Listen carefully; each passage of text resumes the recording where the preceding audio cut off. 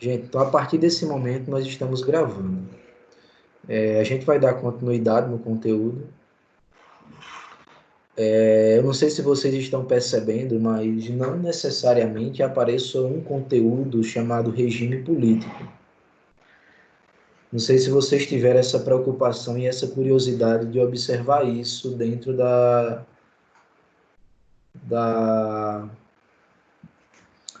do conteúdo programático de vocês, dentro da ementa de vocês. Não aparece um nome tipo regime político para que a gente trate especificamente de democracia. E por que que não aparece? Porque, a depender da classificação do autor, a democracia ela aparece como uma forma de governo. Só que aí a gente já viu o que é que a gente chamaria de forma de governo. A gente vai classificar e vai entender forma de governo a partir de duas perspectivas. Ou a forma de governo monárquica ou a forma de governo republicano. E dentro dessa perspectiva, ela nasce a partir da teoria política moderna. Então, o pensamento de ciência política moderna é quem vai inaugurar uma percepção mais restrita de formas de governo. E dentre as formas de governo, ele vai entender que dentro do sistema republicano, dentro da forma republicana, existe uma forma que ele chama de democrática. E quem é que vai pensar dessa forma, gente? Quem é o marco do pensamento político moderno? Maquiavel. Maquiavel ele vai ser aquele divisor de águas dentro da ciência política mais clássica para a ciência política moderna. Então, Maquiavel é quem vai pensar que a democracia ela é uma forma de governar dentro da forma de governo republicano. E aí, por que é que eu faço questão de mencionar uma escola clássica do pensamento político, apesar de ser uma escola clássica mais moderna? Porque vocês vão perceber que há sempre uma confusão entre forma de governo, sistema de governo e regime político. Aí você pode estar se perguntando, professor, em que momento da história, então, a gente fez opção por substituir explicitamente essas nomenclaturas de forma de governo, sistemas de governo e regime político? Essas classificações já são as classificações mais contemporâneas. Vocês vão perceber, quando a gente for andando um pouquinho, que o conceito de democracia ele estava muito ligado à forma de se governar. O conceito de democracia enquanto categoria, enquanto regime político, ele aparecia como se fosse forma. Uma forma de governar, ou a forma de governar por muitos ou pelo povo. Essa era a percepção que se tinha.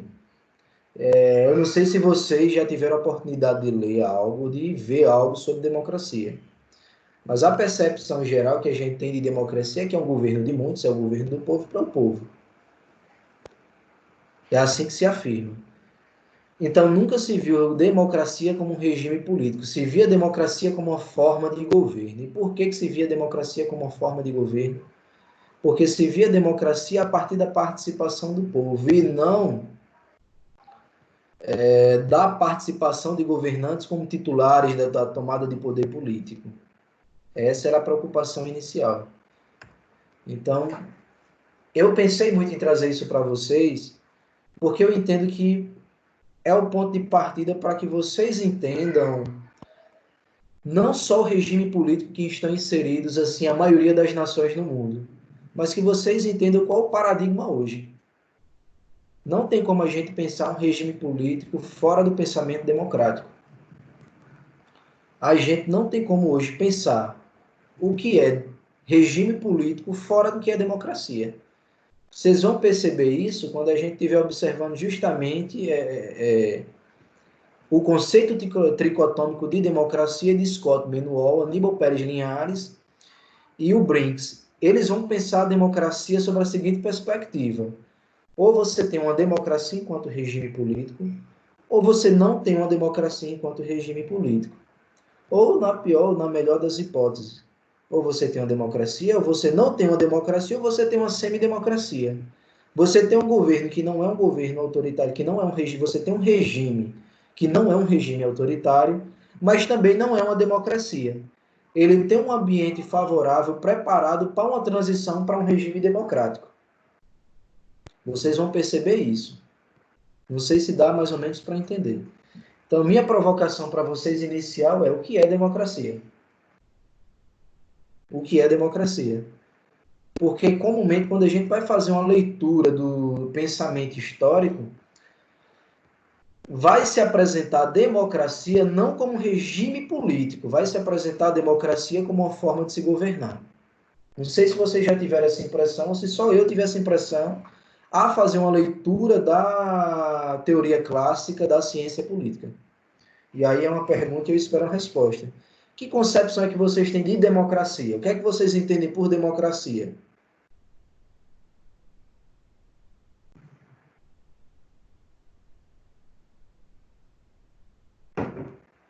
Vocês preferem utilizar o chat para isso?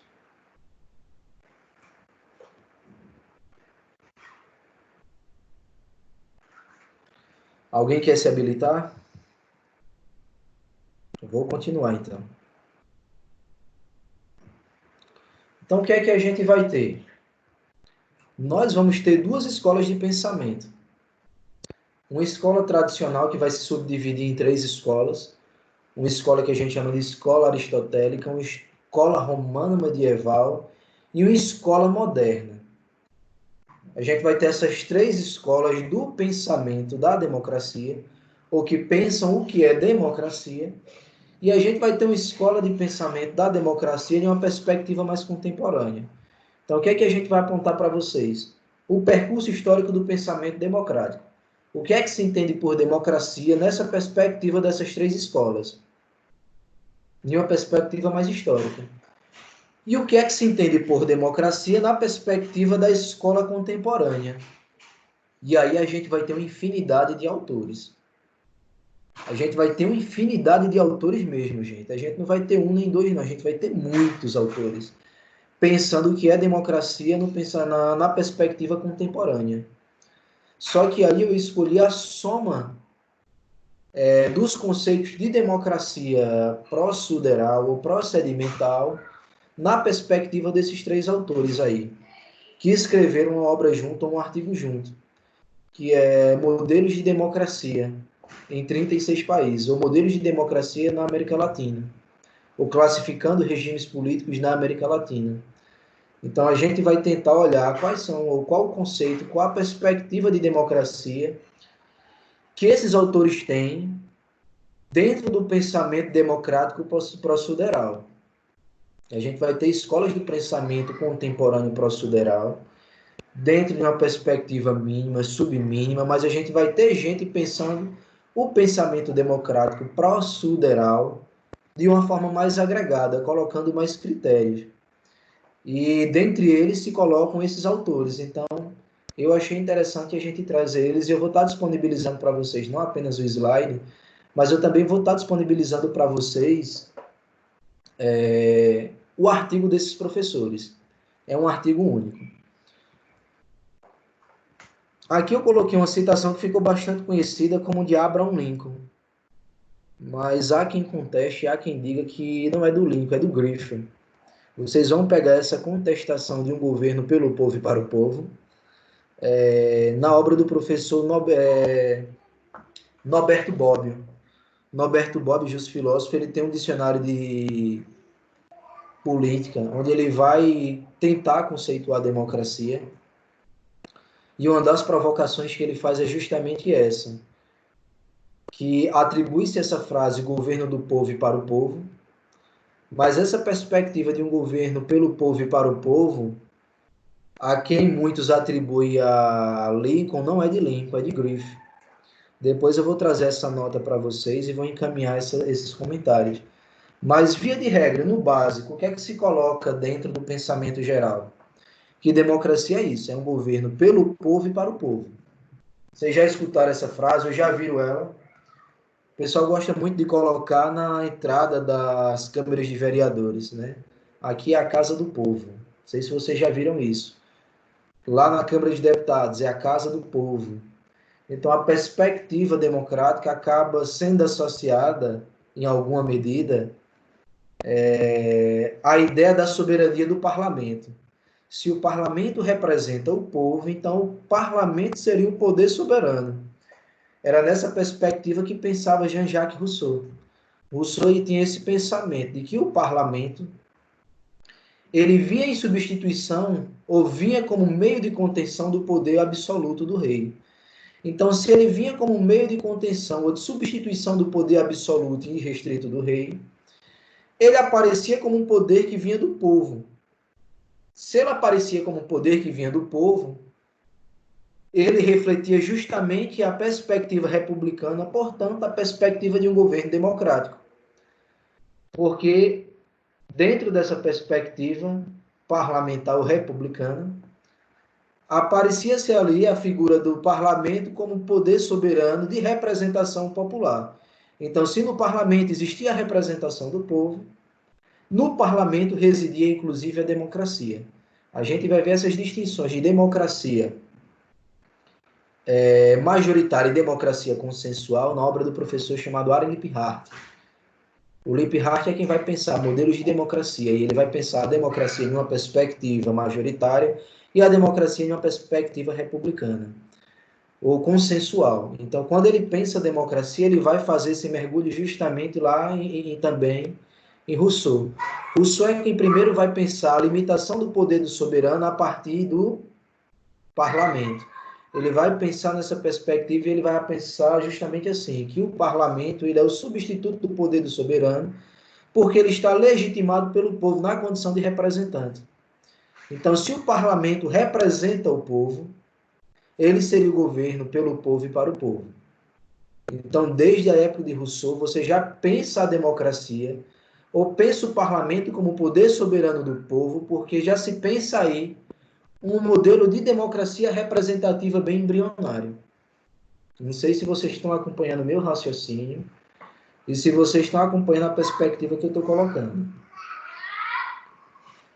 A gente tinha um pensamento de democracia direta, onde o povo era quem governava para ele mesmo. A democracia era pelo povo e para o povo, era a democracia direta, era o povo tomando decisão.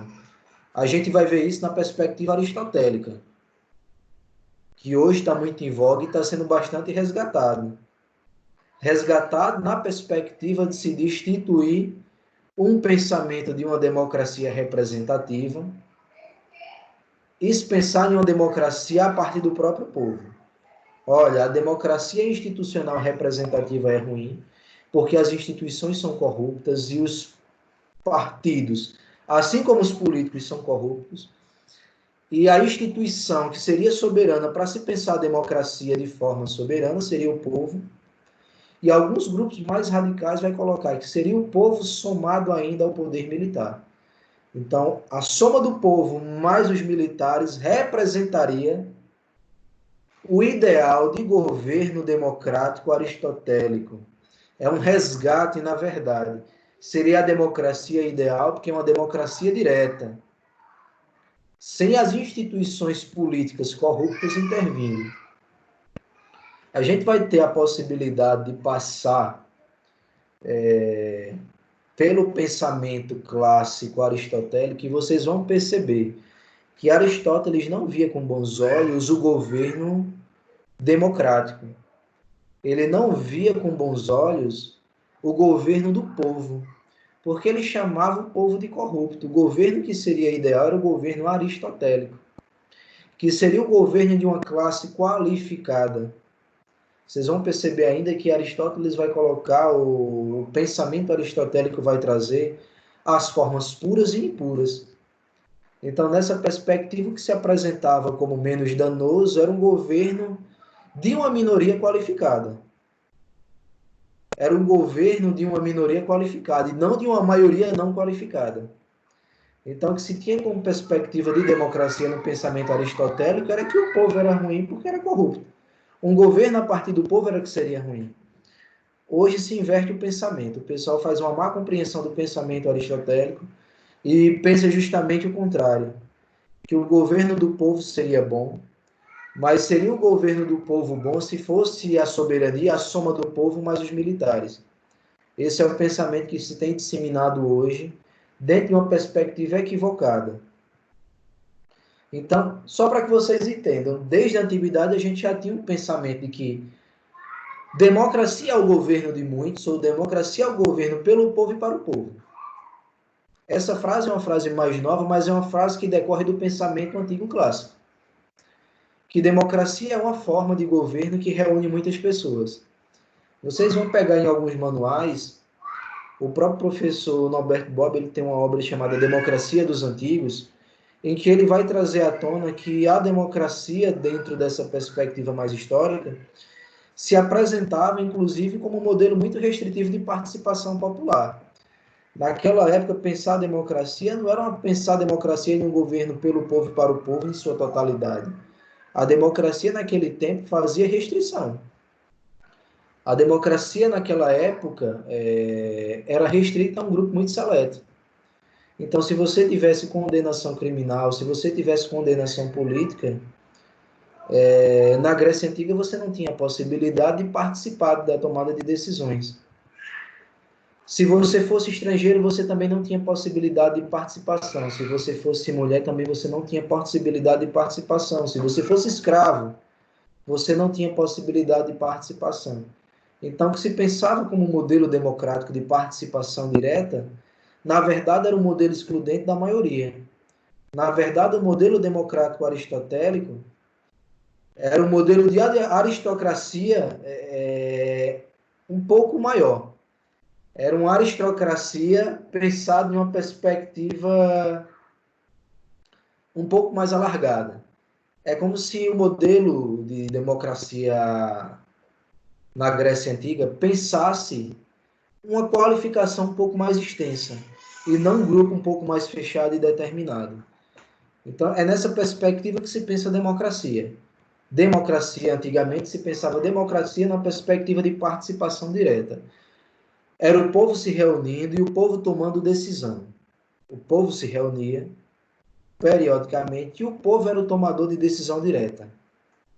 Então, é nessa perspectiva que se pensa a democracia. O povo se reunindo e o povo tomando decisão direta. Ainda que o povo excluísse escravos, ainda que o povo no pensamento grego excluísse condenados criminais e condenados por crimes políticos, excluísse mulheres e excluísse determinadas faixas etárias, nem tão jovens nem tão velhos. Então, você tinha uma linha ali entre 25 e 45 anos, aproximadamente. Era o que dizem os historiadores. Então, e o que diz o professor Norberto Bobbio dentro da perspectiva da obra chamada Democracia dos Antigos. Então, pensar a democracia nos moldes antigos era pensar a democracia direta. O povo era o tomador de decisão. Era assim que se pensava a democracia. O povo tomava decisões. Ainda assim, o povo não era a totalidade dele. O povo era um coro muito qualificado de pessoas, excluía boa parte dessa população. Mulheres, condenados, escravos, estrangeiros e determinadas faixas etárias. É assim que se pensa a democracia antigamente. A gente vai ver aqui, em linhas gerais, essas correntes as quais eu já tenho discorrido em alguma medida, inclusive do pensamento aristotélico. Então, nessa perspectiva, o que é que a gente tem visto? Que uma das tradições históricas do conceito de democracia vai apontar justamente para o pensamento grego, para o pensamento ateniense. Então, eu coloco aqui as três formas que se pensavam, pelo menos de forma mais pura, as formas de governo político. E aí perceba aquela crítica que eu faço no começo, que há uma confusão entre forma de governo e regime político. Forma de governo e regime político, porque vocês vão encontrar em algumas obras que a aristocracia, monarquia ou isonomia, que para eles era o sinônimo de um governo de igualdade ou de participação de todos, um governo democrático, um governo de populares, se apresenta aqui dentro da perspectiva histórica como uma forma de governo. E para a gente, hoje, nós estudamos a democracia como um regime político, porque forma de governo, dentro da perspectiva política contemporânea, a gente só vai encontrar duas. E a forma de governo ou é monárquica ou é republicana. O sistema ou vai ser parlamentar ou vai ser presidencialista. E aí o que é que vai sobrar como regime político? Ou democracia, ou não democracia, ou uma semidemocracia. Mas o que é que se pensava, pelo menos na antiguidade, o que é que se convencionou dentro do estudo da democracia em uma perspectiva tradicional histórica, que ela se apresentava como uma espécie de forma de governo que ora se confundia como forma, ora se confundia como o próprio sistema e ora se confundia como o próprio regime. Por isso que, normalmente, quando você lê obras mais clássicas ou você lê autores um pouco mais clássicos dentro dos manuais, eles vão apontar formas puras e impuras. Eu acho que quem vai colocar assim é o professor Darcy Azambuja. O professor Darcy Azambuja vai trazer as formas puras e impuras. Esse é um pensamento clássico, bem antigo, da política ou da ciência política, com base ainda no pensamento aristotélico, onde se pensa formas puras e impuras. Mas o que é que a gente tem? A gente tem um pensamento tradicional. E é esse pensamento tradicional que eu trago.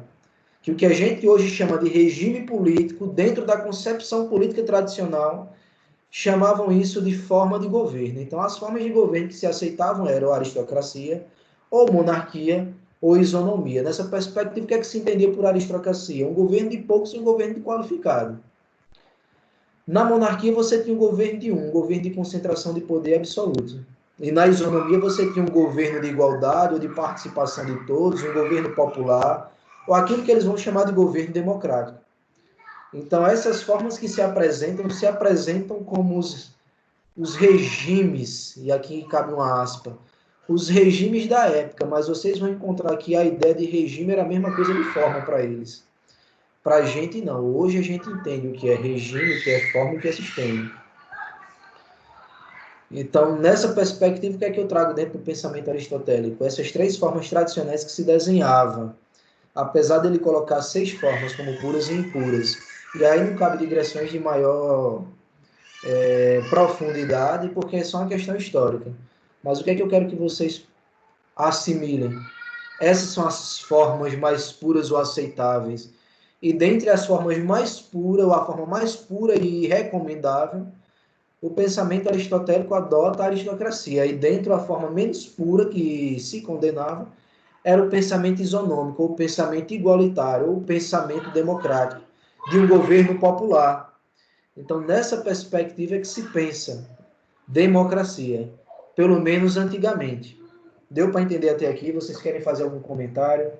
Professor Cláudio, que em algum momento da aula lá, eu me recordo, fez algumas considerações, e diga-se de passagem, boas considerações.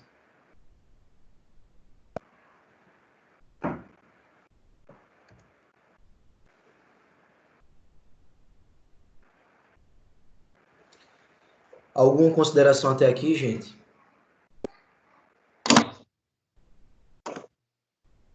Professor, eu coloquei no chat. Vamos lá. Foi a das 12h07. Deixa eu ver aqui. Perfeito. Perfeito, perfeito, perfeito, perfeito, perfeito. De onde você extraiu o pensamento aqui, Cláudio, da obra de que professor? Ah, você está falando aqui das teorias da educação. Perfeito. Estou entendendo seu comentário aqui. Já a democracia enquanto regime político, eu vou ler aqui o comentário de Cláudio. É que os cidadãos elegíveis participam de forma igualitária, exercendo poder para governar e criar leis na nação. Ótimo, Cláudio.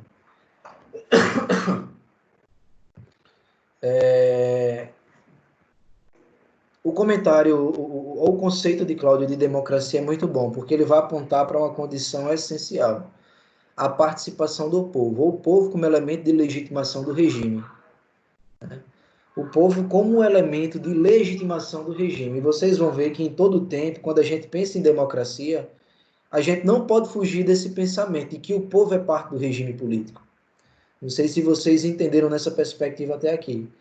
Porque quando a gente pensa democracia, ainda que dentro da perspectiva aristotélica, a gente vai ver que vai ser o governo de isonomia, ou o governo de igualdade, ou um governo popular, ou um governo de democracia. Então, ele acaba colocando como sinônimos nessa perspectiva, de que esse governo ele está apontando para que existe uma maioria que qualifica ele, ou uma maioria que o define. A democracia acaba sendo esse governo de muitos, diferentemente da monarquia que se apresenta como um governo de um, e a aristocracia que se apresenta como um governo de poucos, ou de um pequeno grupo. Então, nessa perspectiva, o conceito de Cláudio é bastante interessante. Por quê? Porque ele apresenta o povo como fator de legitimação do regime. E essa tem que ser uma afirmação que vocês têm que guardar. O povo é o fator de legitimação do regime político. Na democracia, o povo participando, quer seja escolhendo, ou quer seja participando através dos instrumentos que são dados dentro de uma democracia participativa, é o que faz a diferença para que a gente entenda o conceito de democracia. Democracia, como a gente entende ao longo da história, tem um elemento que nunca se dissociou. Na antiguidade, apesar de ser restritiva, mas existia participação do povo? Existia participação do povo, sim. Na democracia medieval, existia participação do povo dentro da perspectiva romano-medieval de soberania popular? Existia também participação do povo? Existia. Existia em algum momento uma espécie de substitutividade, né? O povo sai da condição daquele de quem decorre o poder, e esse poder é atribuído em alguma medida ao monarca em razão de ser representante do próprio Deus. Então, o monarca acaba representando, dentro da tradição histórica romana medieval, o conceito de democracia, porque dele é que decorre em razão da escolha de ter sido escolhido pelo próprio Deus. Então, esse pensamento romano medieval vai acabar legitimando o conceito de democracia nessa perspectiva, de que a democracia romana era apoiada nessa perspectiva de soberania popular, de legitimação ascendente, né? De que existia uma representação de um governo por uma própria escolha de Deus, né? É nessa perspectiva que se pensa a tradição histórica romana medieval de soberania popular.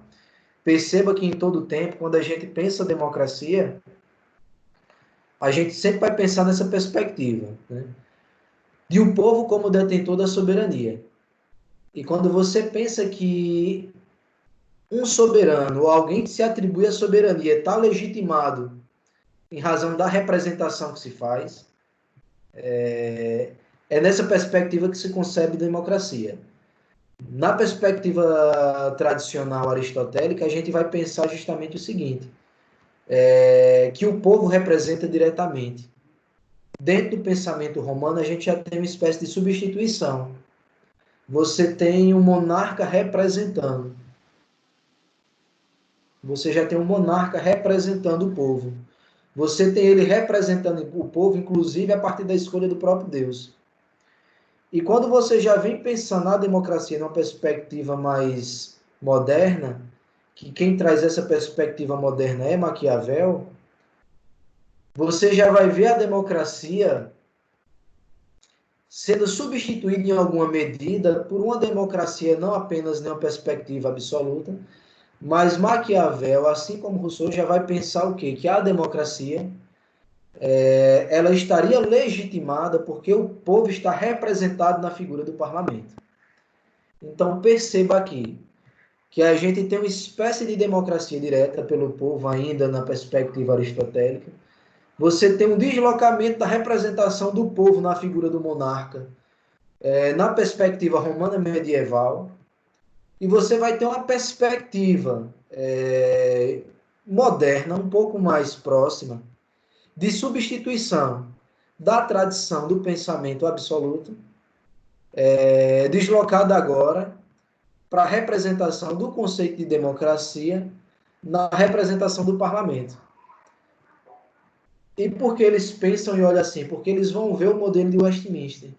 Eles vão ver um modelo de democracia, que só quem vai conhecer esse termo lá na frente é o Liebhardt, mas eles vão ver um modelo de democracia que ele vai chamar de modelo de democracia de Westminster, ou de democracia majoritária. Ele vai pensar o parlamento como detentor da representação popular. Ele vai pensar o poder legislativo como legítimo detentor da soberania. Não sei se vocês estão entendendo o deslocamento do pensamento democrático. Porque a democracia ela vai se legitimar através do povo. Mas o que é que vai acontecendo ao longo da história? A gente vai conduzindo de uma legitimação direta, o povo atuando diretamente, e vai fazendo uma substituição. A democracia deixa de ser direta para ser representativa. Não sei se vocês estão percebendo o deslocamento do conceito de democracia no tempo. Deu para perceber assim? Deu para perceber nessa perspectiva, gente? A democracia se deslocando de uma democracia direta para uma democracia representativa e para uma democracia representativa institucional na figura do parlamento, já do pensamento de Rousseau, porque Maquiavel vai inaugurar uma escola de pensamento da política moderna. Ele vai tentar pensar a política dissociada da estrutura da igreja. Ou ele vai pensar em política, no Estado, na estrutura do Estado, ou no pensamento político, dissociado do pensamento religioso. É nesse momento que Maquiavel vai inaugurar uma escola de pensamento moderno e um pensamento democrático moderno. E a gente vai ver que ele vai fazer escola nessa perspectiva, porque Rousseau é quem vai, em alguma medida, legitimar essa democracia representativa do parlamento, quando ele vai desenvolver sua obra de contrato social. E ele vai atribuir ao parlamento, olhando o parlamento inglês e outros parlamentos, ele vai atribuir ao parlamento o poder soberano. Ele vai enxergar no parlamento o poder de representação democrática. É ali que o povo se encontra representado. É ali que o povo se encontra direta. Pode falar. Não sei se eu entendi. No caso, atualmente, a democracia é um regime político, mas antes, de acordo com as tradições históricas, né, de acordo com a teoria moderna e Maquiavel, a república, na realidade, ou a democracia, na realidade, seria atrelada à república. Perfeito. Como uma forma dela. A democracia aparece como um braço da forma republicana. A democracia aparece como um braço da forma republicana, assim como a aristocracia aparece como um braço da forma monárquica, pelo menos para Maquiavel. Só que o que é que a gente já percebe em Maquiavel? Um salto de substituição da perspectiva de uma democracia direta, o povo diretamente tomando decisão, para uma democracia de representação. O parlamento como poder legitimado para representar o povo, representar a soberania popular. A soberania popular, ou o governo para o povo e do povo, seria um governo exercido pelo parlamento, seria um governo exercido pelo poder legislativo. Percebe, Cláudio? Sim. Maquiavel então, no caso, república só pode ter como um sistema, como um regime político, no caso, a democracia, ou pode ter outros regimes? A república, na perspectiva de Maquiavel, vai aparecer como um braço da forma de governo. Na verdade, a república é a forma de governo que pensa Maquiavel, e ele vai pensar a democracia como uma forma de se governar. É como se fosse uma extensão da forma republicana. Ele só não vai trazer outras, porque naquela perspectiva ainda não existiam outras formas de se pensar sistemas de governo. Ele pensava um sistema de governo. Olha o pensamento. Pensava um sistema de governo por muitos, pensava um sistema de governo por alguns, ou pensava um sistema de governo por um. Olha a linha de pensamento deles. Havia, na verdade, uma confusão entre forma de governo, sistema e regime. Então, o que é que ele vai colocar? Ou a gente pensa um governo de muitos, governo do povo, a quem ele atribui que seria uma espécie de democracia, e que, na verdade, a democracia é um braço da república, é uma forma de governo republicano. Ou a gente pode pensar um governo de um, mas a gente também pode pensar que o governo de um ele pode ter evoluído para o governo de alguns. E pode ter se transformado em um governo aristocrático, um governo de poucos, de um corpo qualificado. Então, olha como é que se desenvolveu o pensamento desde Aristóteles. Ou você tem uma forma de governar de muitos, ou você tem uma forma de governar de poucos, ou você tem uma forma de governar de um. Não existia uma divisão clara entre regime, sistema e forma de governo. Havia sempre uma confusão. Em Maquiavel, ele tenta fazer essa consideração. Ele vai dizer, olha, nós temos formas de se governar, por poucos ou por muitos, mas hoje o que se vigora é uma monarquia. Ou pode-se ter uma república. Pode-se ter uma república, sim. Mas essa república seria um governo de muitos. O senhor vai pensar nessa república de um governo de muitos como um governo improvável e impossível. O que é que você vai ter que como maioria? O que é que você vai ter como majoritário? O governo de um ou um governo de poucos. Porque um governo de muitos tornaria-se inviável. A não ser que você tivesse um campo muito restrito, um território muito pequeno, onde se permitisse a participação de todos do povo. Mas esse governo era um governo improvável e incomum. Então, o pensamento republicano ou o pensamento democrático ficou mais na perspectiva histórica mesmo. De que o governo de participação de muitos era um pensamento histórico, um governo de representação do povo. Quem vai deslocando e quem vai dizendo, olha, seria possível um governo de muitos, enquanto que esse governo de muitos fosse um governo representado na figura de um órgão. E onde é que esse órgão estaria representando a figura do povo? No parlamento. Então você vai ter um amadurecimento da percepção de democracia. O povo deixa de se apresentar como aquele que atua em nome dele e por ele, e passa a ter alguém ou uma instituição, um poder que vai atuar em nome do povo. Dentro do pensamento democrático moderno, a gente vai ter um deslocamento de democracia direta, lá na Grécia, de democracia direta, lá do pensamento aristotélico, para uma democracia representativa. É Rousseau quem melhor vai trabalhar esse conceito de uma democracia por representação. A ideia de democracia estava muito ligada à ideia de soberania. O povo como detentor do poder, o povo como detentor da soberania.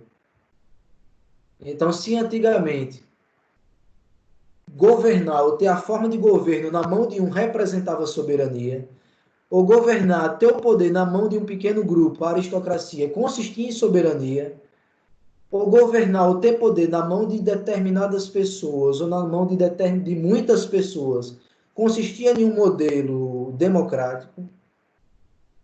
No pensamento mais moderno, a gente vai ter um deslocamento. A gente não vai pensar a democracia como na mão do povo diretamente. A gente vai pensar a democracia como sendo representada em uma instituição, porque essa instituição representa o povo, ou representa a parcela do povo. E a gente vai ver esse modelo, ou a gente vai ver isso sendo criado desde 1200, que é onde surge a figura do parlamento para conter os excessos do rei na Inglaterra. Então, quando você vai vendo surgindo uma terceira tradição histórica do pensamento democrático,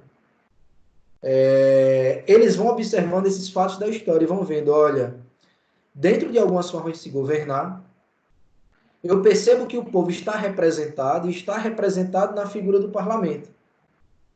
O povo agora não faz essa democracia diretamente. O governo que se tem não é o governo do povo, mas é um governo que pode ser representado pelo povo no parlamento.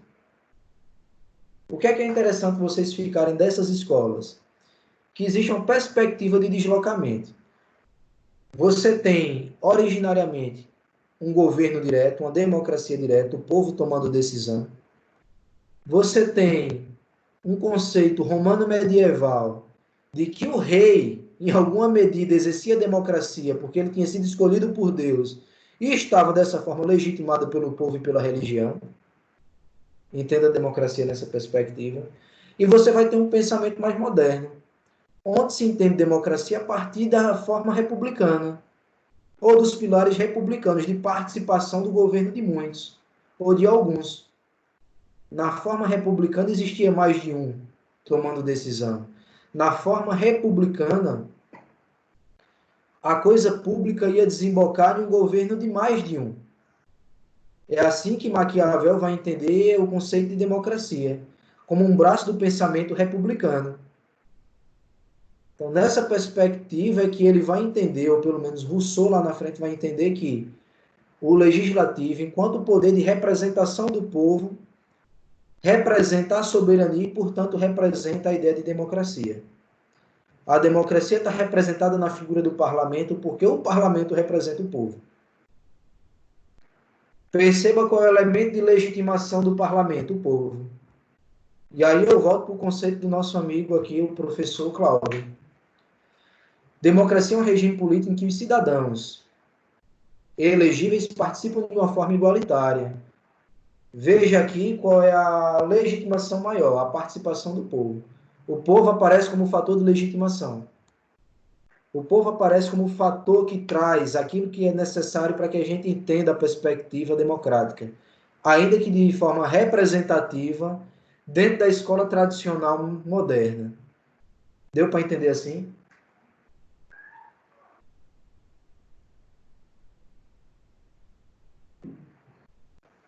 Deu para entender assim, Cláudio? Entendi sim, professor. E por que eu coloco essas questões? Porque o professor Scott Menuol, assim como o Brinks e o Aníbal Pérez Linhar, ele vai dizer que democracia é um tipo de regime político em constante mutação. Veja a provocação que eu estou fazendo agora nesse momento. Como mudou o conceito de democracia? Porque democracia, na verdade, aparece como regime político dentro da perspectiva de estudo contemporâneo. Mas em algum momento da história, a democracia se apresentava como uma forma de governar a estrutura do Estado. Que naquela ideia, daquela forma embrionária, o Estado se confundia com a própria sociedade. Não existia uma definição de Estado romano, não existia uma definição clara de Estado grego ou de Estado medievo, de Estado medieval. Os conceitos de Estado são de uma perspectiva moderna, onde se tenta definir uma estrutura comum, ou elementos que vão caracterizar e conceituar o Estado. Lembram dessa aula que a gente teve? De que existem elementos que acabam conceituando e classificando o que é Estado. Antes a gente tinha uma confusão da estrutura, das formas de governo que imperavam, ou dos regimes políticos vigentes, que também se confundia, com a própria forma da sociedade. A sociedade se confundia com o regime, com a própria estrutura. A gente pensa a sociedade grega, pensa a sociedade romana. Assim como a gente pensa o Estado. Parece que existia uma confusão comum. A gente hoje não define, ou não tem como definir, porque existia uma junção desses conceitos, desses elementos. Hoje, na contemporaneidade, a gente vai olhar para o Estado e vai enxergar um território, a gente vai enxergar um povo, e a gente vai enxergar a soberania a partir de um documento constitucional, que acaba trazendo a legitimação. E veja mais uma vez aqui, que a gente, pensando o Estado constitucional, a gente vai resguardar o Estado democrático, o Estado constitucional democrático, apontando para aquilo que é soberano hoje. Quem é o detentor da soberania? Qual é o documento de legitimação da soberania de um determinado Estado? A Constituição. Perceba nessa perspectiva que a gente está ligando algumas coisas. A gente está ligando algumas informações. A gente estudou a estrutura, a gente estudou, em alguma medida, sociedades, a gente estudou formas de Estado pré-modernas e a gente estudou a perspectiva de Estado já na modernidade, inaugurando aqui o Estado absoluto, que quem vai pensar nessa perspectiva é Maquiavel, que ele vai pensar uma estrutura de Estado dissociada da estrutura da Igreja, ele passa a pensar cientificamente elementos da estrutura do Estado, e a gente vai ver um amadurecimento. Nesse amadurecimento, a gente vai ver conceitos que definem o que é Estado. E a gente vai ver elementos como povo, território e soberania. É nessa perspectiva também de amadurecimento da ciência política, de amadurecimento da teoria geral do Estado, que a gente foi vendo que existem documentos formais que vão resguardar a soberania de determinado Estado. eles vão formalizar, inaugurar aquele marco de um Estado democrático constitucional. Eles vão inaugurar, inclusive, o regime político. O Estado brasileiro, a República Federativa é o quê? É um Estado democrático de direito. É um Estado democrático de direito. A gente vai se definir como uma forma de Estado federado. Porque nós somos a República Federativa do Brasil. Então, perceba que o documento formal escrito, a Constituição vai definir forma de Estado, o documento formal escrito, ele vai legitimar a soberania, o documento formal escrito vai conduzir e apontar os poderes, a estrutura dos poderes, vai dizer quem é o povo, vai dizer quem é o brasileiro nato, naturalizado, quais os meios de se adquirir nacionalidade, quem pode ser considerado cidadão ou detentor do sufrágio universal, dessas garantias. Então, perceba, por que isso é possível? Porque a gente tem um processo de amadurecimento. Então, na mesma perspectiva que a gente viu que a sociedade acaba amadurecendo, acaba evoluindo e acaba se transformando naquilo que hoje a gente tem como estrutura de Estado, a gente vai ver um amadurecimento do conceito de democracia. A gente vai ver democracia como um objeto direto, o povo participando diretamente. A gente vai ver democracia dentro da perspectiva romana medieval, deslocada para a figura absoluta, para a figura do rei, como alguém que representava Deus e, portanto, estava legitimado a representar o povo. Então, era a figura de uma democracia por representação absoluta. Ao meu ver, não era nenhuma concepção de democracia, porque era uma democracia sem participação do povo, era uma democracia por legitimação divina. E a gente vai ver, já numa perspectiva moderna, a democracia sendo deslocada para uma instituição que seria o parlamento. É assim que vão pensar os contratualistas.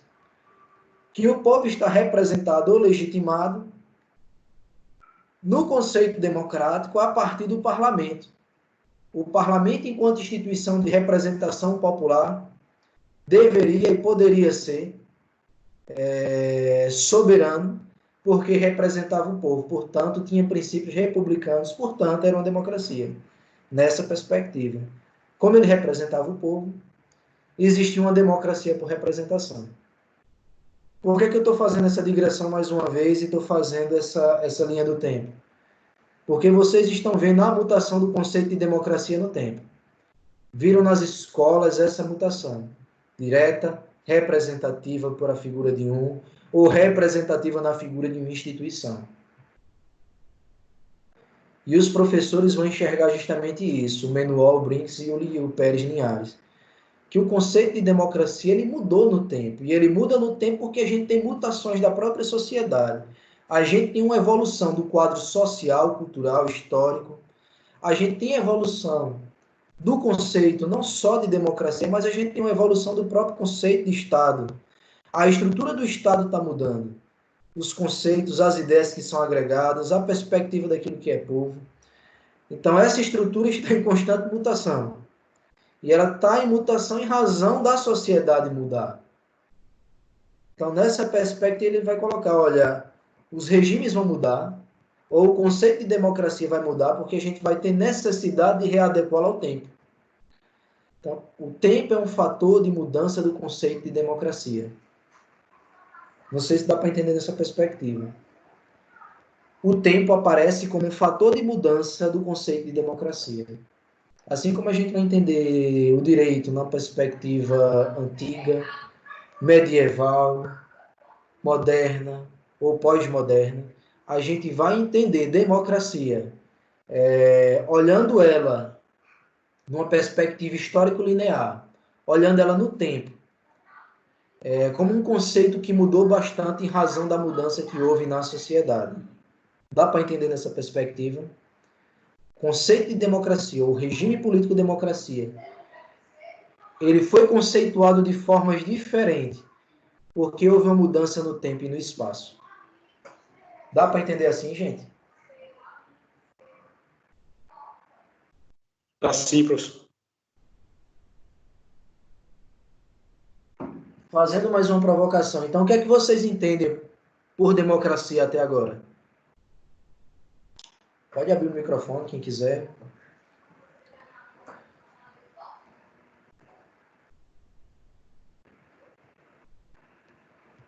Bom, eu continuo a entender que é um regime político, não é um sistema. Perfeito. Perfeito. O que é que diferencia o sistema do regime? O sistema vai observar estritamente e especificamente a relação de um poder ou de uma instituição em relação a outra. O sistema preocupa-se em colocar as engrenagens para trabalhar de forma harmônica. A preocupação do sistema é em observar as engrenagens institucionais rodando. E a preocupação da forma de governo, ela precede o sistema. A forma de governo seria um marco, não ideológico, mas um marco teórico do Estado. Você pensar uma forma de governo republicano, uma forma de governo democrático, vai definir a própria estrutura do Estado e, consequentemente, o sistema de rodagem das instituições. Então, se eu penso uma república, eu vou pensar, consequentemente, um sistema presidencialista. Porque a forma republicana, ela se adequa melhor, ou o sistema presidencialista se adequa melhor à forma republicana. Se eu penso um sistema parlamentar, é um sistema que se adequa melhor à forma de governo que monárquica. Porque a gente vai ter aqui separação das figuras do representante do governo, das figuras do representante do Estado. Diferente do sistema presidencialista e da forma republicana, onde a gente vai ter o quê? Soma das funções ou das condições de chefe de governo e chefe de Estado. Professor, mas o regime ele vai se aplicar tanto a monarquias parlamentaristas quanto a repúblicas presidencialistas? Essa é a pergunta que pode fazer toda a diferença para que você entenda o que é um regime político, concorda? Então, se democracia é um regime político democrático, ele pode ser visto tanto de uma perspectiva, ou ele pode ser aplicado, a democracia pode ser aplicada dentro de um sistema parlamentar e dentro de uma forma de governo monárquico, assim como ele também pode ser aplicado dentro de um sistema presidencialista e de uma forma de governo republicano. O que é que vocês acham? Eu acho que a democracia, esse regime político, pode ser aplicado no presidencialismo. Agora, eu tenho minhas dúvidas quanto ao parlamentarismo.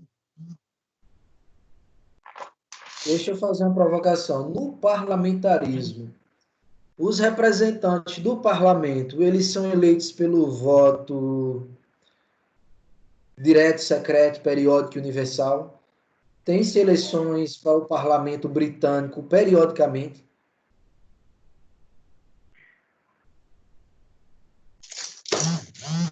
Existe alternância. Existe o voto de confiança, né? Aí a gente está falando aí da figura do primeiro-ministro. A gente está falando da figura do primeiro-ministro já, mas o parlamento britânico, quem lá chega? Como é que chega lá, como é que alguém chega na Câmara dos Comuns ou na Câmara dos Lordes hoje? Eu acho que vai depender do apoio. Lá tem eleições, né? Do apoio direto ou indireto do parlamento. Tem eleições. No Canadá, que tem um sistema bem engraçado, lá tem um sistema, uma espécie de sistema híbrido. Porque lá você tem um primeiro-ministro, que é o Trudeau. Nesse sistema híbrido lá, que é uma espécie de sistema parlamentar que adota a perspectiva britânica, a gente tem o quê? A gente tem uma forma republicana, mas a gente tem uma forma republicana com um sistema parlamentar. E lá também tem eleições. Tem. Lá tem eleições. Se a gente fosse para um critério de democracia, se a gente fosse para uma definição de democracia mínima, em que se considera que se tem democracia quando você tem eleições periódicas e quando você permite alternância no poder, a gente poderia dizer que o Canadá tem um regime político democrático? Sim. Sim. A provocação é justamente essa. Quando você tem a possibilidade de o chefe do executivo e o legislativo serem ou ocuparem os cargos mediante eleição, a gente vai dizer que o regime é democrático. Então, a democracia ela vai se aplicar ao sistema presidencialista, assim como ela se aplica ao sistema parlamentarista. A democracia ela vai se aplicar à forma de governo monárquico, assim como também ela vai se aplicar à forma de governo presidencialista, ou à forma de governo republicana.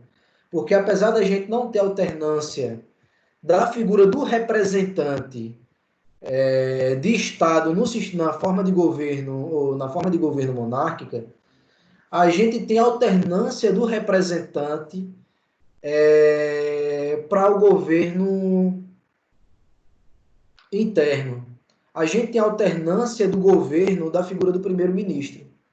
Então, se a gente tem alteração da figura que vai implementar a política pública interna, do chefe de governo e não do chefe de Estado, a gente vai julgar que a gente tem uma democracia. Porque a democracia ela se apresenta como um regime político. E o que vai definir democracia minimamente é a possibilidade de se escolher figuras para o legislativo e a possibilidade de se escolher um chefe de governo. Então, a possibilidade de se escolher um chefe de governo ela é dada tanto no parlamentarismo, assim como também é dada no presidencialismo. Estão percebendo isso? E essa escolha tem que ser pelo povo, né? Para ser uma democracia, né? Sim. Mas ela pode ser uma democracia representativa. A gente vai entender o conceito de democracia representativa. É porque a gente costuma restringir democracia na perspectiva da escolha do chefe de governo, única e exclusivamente como pelo voto popular. Como pelo voto popular. Mas a gente vai ver que no sistema parlamentar a gente vai ter a escolha do representante do governo, do chefe de governo, a partir da maioria que foi colocada no parlamento. Então é como se você estivesse, em alguma medida, colocando no parlamento a representação do seu governo, na chefia do executivo. E isso não diminui os níveis de democracia. Isso não diminui os níveis de democracia. A gente só vai diferenciar uma democracia que a gente vai chamar de consensual, de majoritária, ou de uma democracia de Westminster, na perspectiva de pouquíssimas democracias, como na Grã-Bretanha, como no Canadá. A gente vai ter pouquíssimas democracias pensando assim. Nas Ilhas Virgens, a gente vai ter 4, 5 democracias pensando democracia majoritária. E o restante das democracias a gente vai classificar como democracia consensual. É a necessidade que a gente tem de se formar consenso, escolhendo o representante diretamente, pelo voto direto, secreto, periódico e universal, mas estabelecendo ele por meio do regime, que é o regime presidencialista. Pode falar, Genivaldo, mas deixa eu só completar aqui, para que não fique tão confuso. O regime político, ou o sistema parlamentarista, ou o sistema presidencialista, ele adota, ou ele não tem prejuízo na adoção daquilo que a gente chama de regime democrático. Porque o regime democrático ele pode ser apresentado de duas formas. Um regime majoritário ou um regime democrático, uma democracia consensual.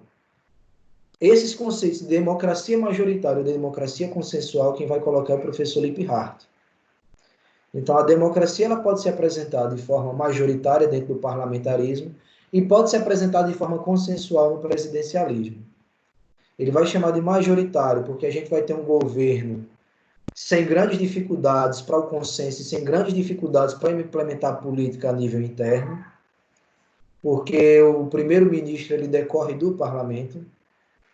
E a gente vai chamar de democracia consensual, porque dentro do presidencialismo a gente vai precisar da harmonia ou do consenso, da coalizão das figuras do chefe do governo ou do chefe do executivo com o legislativo. A gente vai precisar aqui de cooperação. Aí por isso ele vai dar o nome de governo cooperado, ou de democracia consensual, de democracia cooperada. Dá para entender nessa perspectiva? Democracia vai se aplicar tanto ao parlamentarismo como ao presidencialismo. Ela não vai escolher um sistema. A democracia vai se aplicar a qualquer sistema, quer seja presidencialista ou parlamentarista, nessa perspectiva que eu estou colocando. Dá para entender assim, Alexandre, Cláudio? Pode falar, Genivaldo. Assim, professor. Boa noite a todos. Então, podemos... Aliás, eu estou entendendo da seguinte forma, que a democracia é tudo aquilo que houver participação do povo, seja de uma forma direta ou indireta, dentro da perspectiva de governo. Agora, não sei se meu entendimento está correto. Agora, no governo unitário, vai funcionar ou fica fora? O que é que você chama de governo unitário? Porque unitário a gente utiliza para conceituar a forma de Estado. Não sei se você lembra. Certo. Forma de Estado, a gente tem unitário e federado. A gente pode ter um Estado unitário, onde vai haver concentração de poder político para a tomada de decisão, e a gente vai ter a forma federada de Estado, onde existe descentralização da tomada de decisão de poder político. Então, a gente tem um Estado unitário, como a França, como a Espanha, mas a gente não vai ter um governo totalitário, a gente não vai ter uma não democracia ou um regime autoritário. Pelo contrário, na França a gente vai ter um regime democrático, apesar da gente ter uma forma de Estado unitário. Tá entendendo?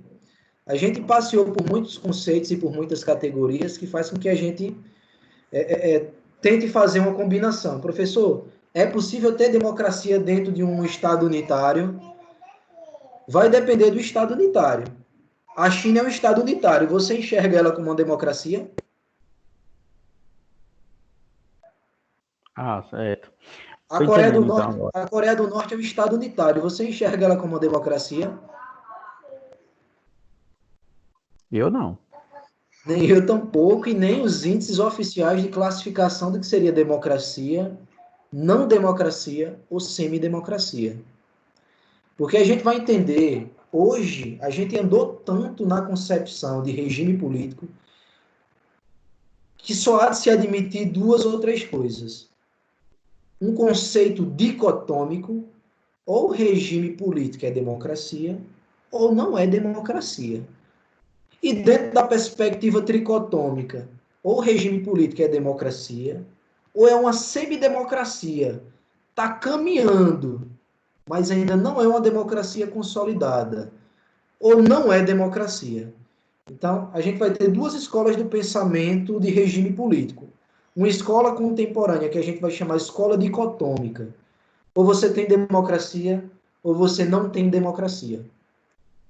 E democracia está aparecendo o que aqui, Genivaldo? Como regime político. Então, só existe um regime político democrático. Os estados, em suas cartas constitucionais, vão consagrar justamente isso. Estado democrático dos Estados Unidos, Estado democrático da República Federativa do Brasil. A gente vai consagrar e conservar a democracia como regime político. Então, as cartas constitucionais vão determinar isso. Se você não tem um Estado democrático, o que é que você tem? Um Estado não democrático. Então, classificar regime político hoje, a gente classifica de duas formas. Ou se tem democracia ou se tem regime autoritário. Não democracia. Hoje, como é que a gente classifica a Venezuela? É um regime político democrático ou autoritário? É um regime político democrático? Dificilmente.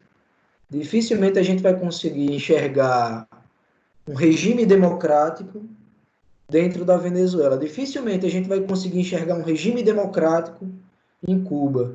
Dificilmente a gente vai conseguir enxergar um regime democrático na Coreia do Norte. Dificilmente a gente vai conseguir enxergar um regime democrático na China. Então, o que é que eu estou colocando para você? Que para que a gente consiga enxergar a democracia, vocês têm que enxergar a partir da perspectiva de um regime. E não a perspectiva da forma de Estado.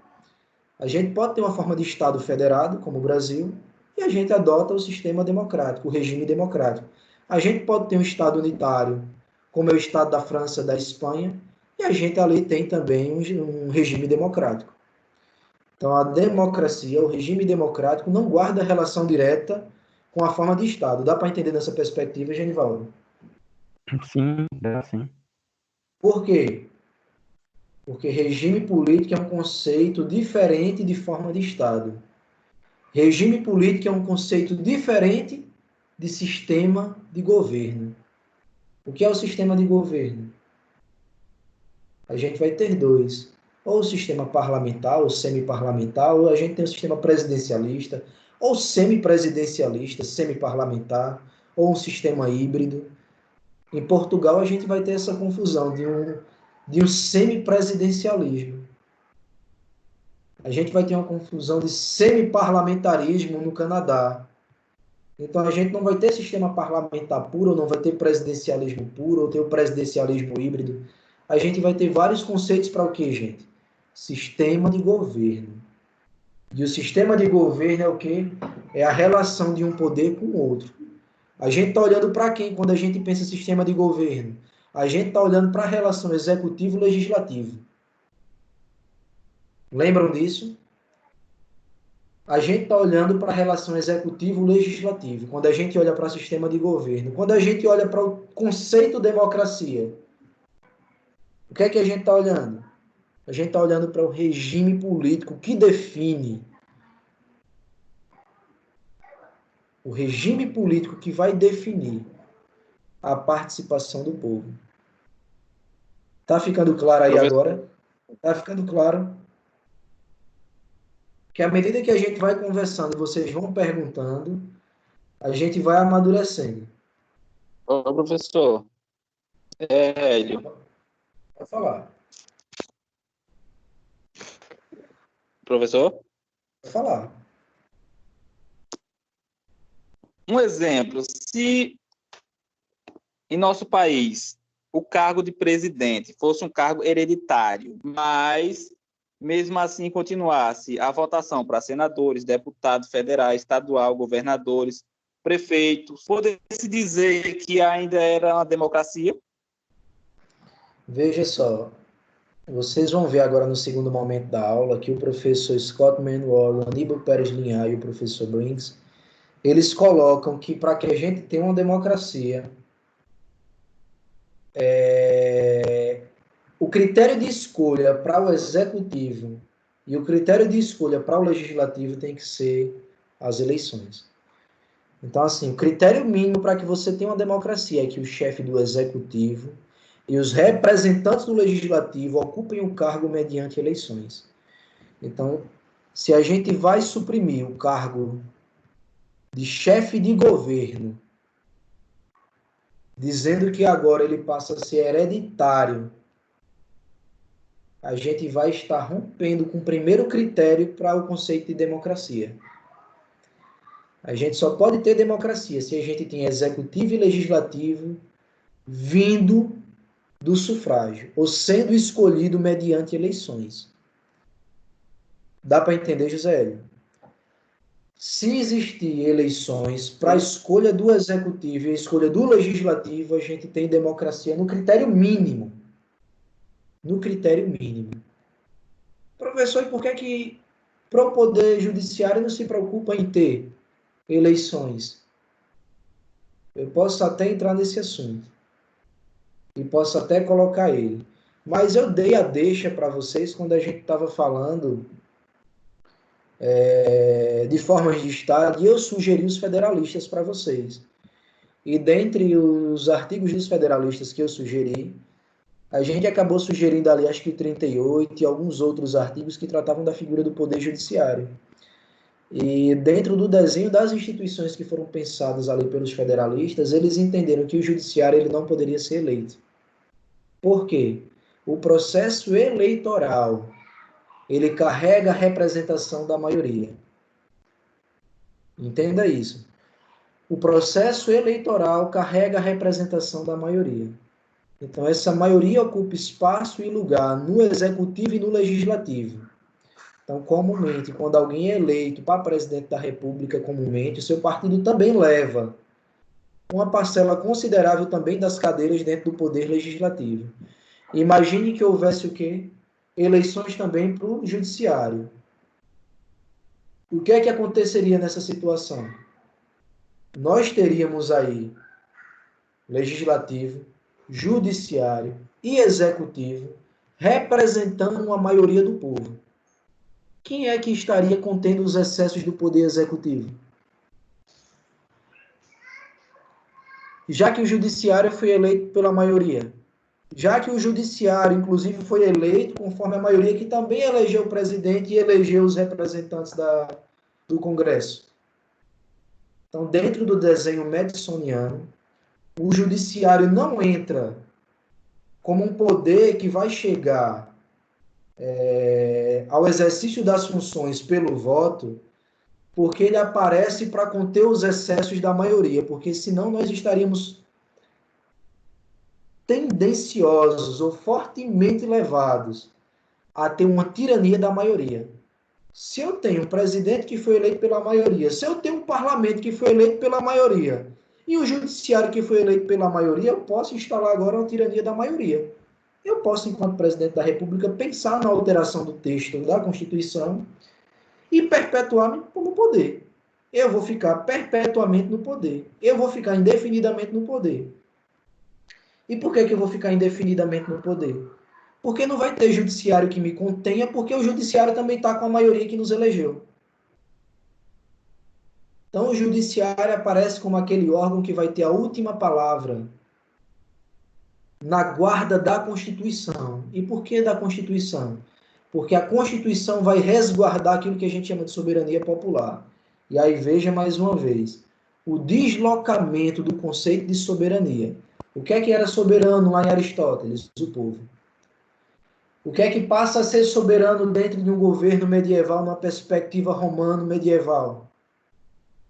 O rei. O que é que passa a ser soberano dentro da perspectiva da ciência política moderna? O parlamento, porque representa o povo. E o que é que passa a ser soberano dentro de um Estado constitucional ou dentro de um Estado democrático de direito? A Constituição.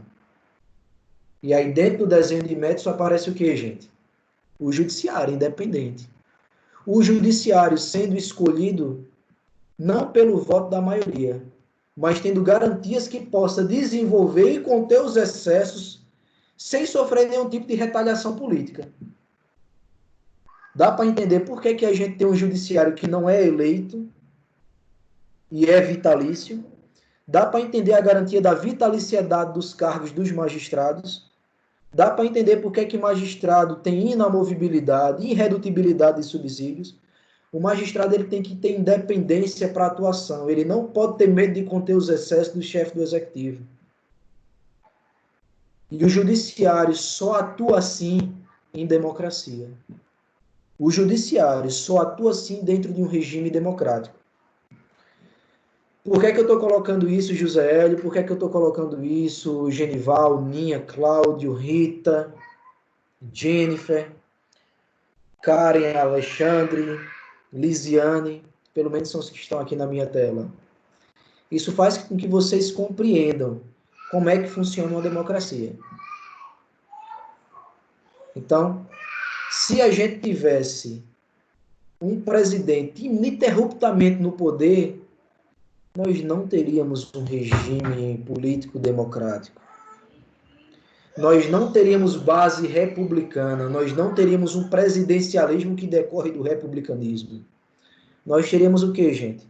Quando alguém fica no poder indefinidamente. Nós teríamos o quê? Quando alguém começa a suprimir direitos e garantias. Nós teríamos o quê? Quando alguém suprime o direito político do outro votar.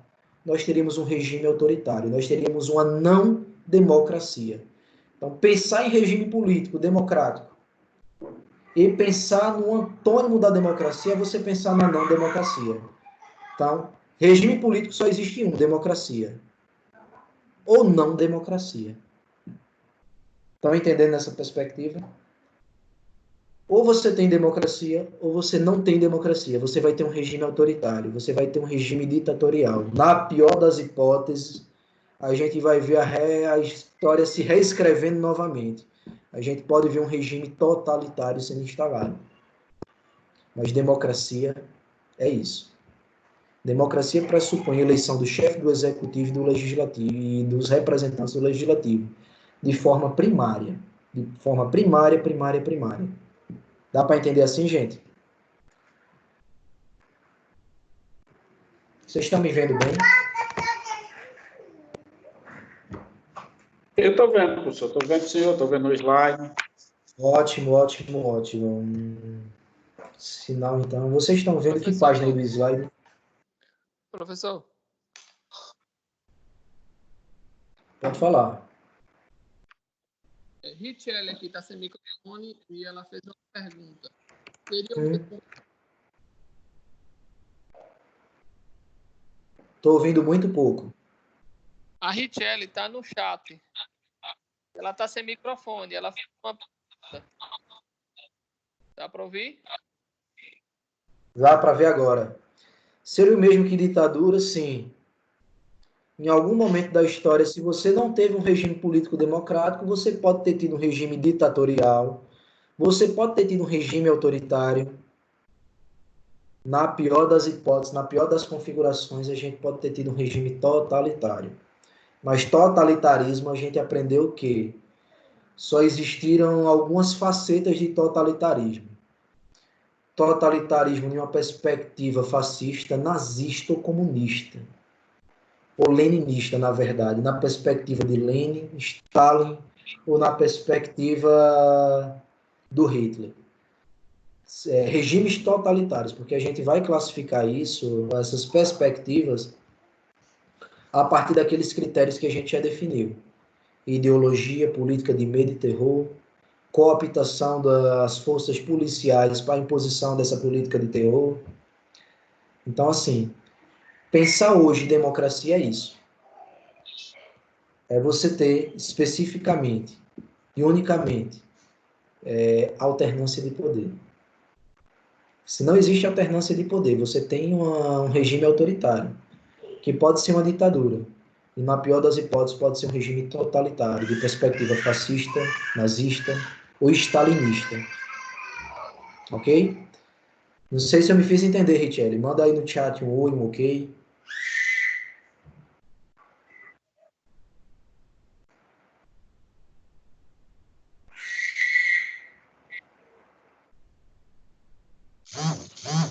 Vamos fazer assim agora, Richelle e vocês, pessoal. Eu vou fazer uma pausa. E aí a gente vai voltar para o segundo momento, discutindo um pouco do artigo do professor Scott Manuel, do professor Aníbal Pérez e do Brinks. Aí nessa perspectiva vocês vão entender o que é democracia e quais são os conceitos mínimos que eles estabelecem para que a gente possa enxergar a democracia em um Estado. Vamos fazer assim, então? A gente viu uma perspectiva mais histórica e tirou algumas dúvidas. E no segundo momento a gente vai estabelecer um conceito de democracia processual. Oi, Cláudio.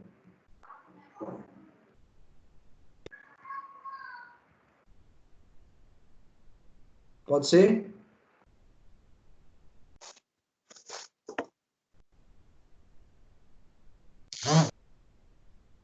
fazer assim então, gente? Dá um ok aí Claro. se vocês... Vamos lá, então deixa eu parar aqui a gravação.